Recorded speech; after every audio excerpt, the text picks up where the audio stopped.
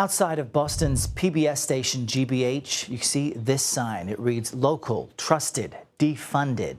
That message over the weekend was in response to Congress taking back $1 billion in federal funding for public broadcasting. GBH, which is the largest producer of content for PBS nationwide, says the impact will be felt far beyond Boston.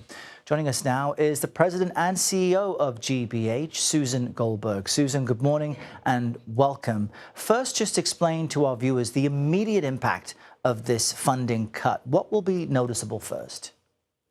Well, I think what you're going to see is stations coast to coast need to cut back on the kinds of programs that they're doing in their own communities, as well as for major producers like us needing to rethink all of the shows that we do and our local news as well. So we create everything from Frontline to Antiques, Roadshow, American Experience, Nova, and Masterpiece.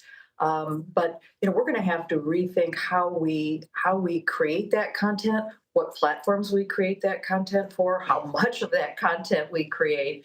And I think you're going to see the ripple effect across the system. But what really concerns me, I must say, is what's going to happen with children's programming, which has already seen a big cutback because of a loss of funding from the education department. Educational children's television is a key part of public media and has been for the last 50 years. Yeah, and so many of us have memories of growing up with these shows.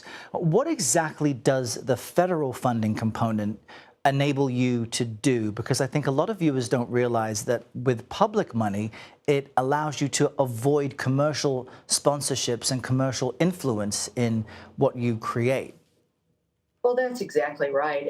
And stations all over take every dollar in federal money and raise $7 more, right? From individuals, from foundations, from other philanthropies. And we're able to create all that. So the loss of that really kind of pulls the bottom out of the entire system.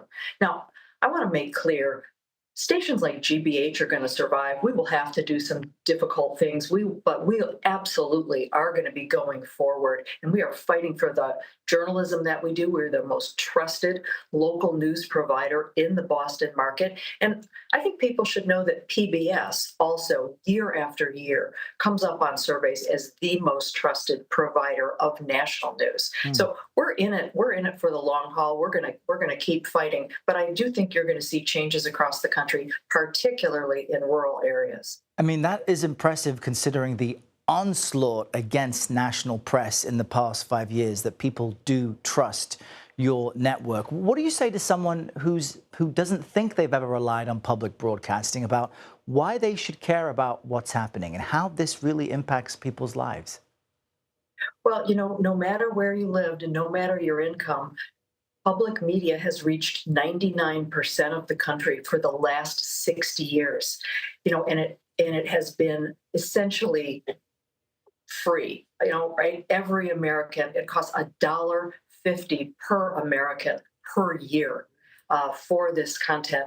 And I think people don't really realize how much this programming has made a difference in people's lives. I mean, that's what we're all about at GBH, whether it's investigative stories from Frontline or providing children's content to help parents have a safe space for their kids, many of whom do not go to pre-K school. So I think that's why people should care, and I hope that people will continue to make their voices heard on this matter. I've been a loyal Frontline viewer for so many years. Susan Goldberg, so great to have you highlight this important issue. Thank you for what you do.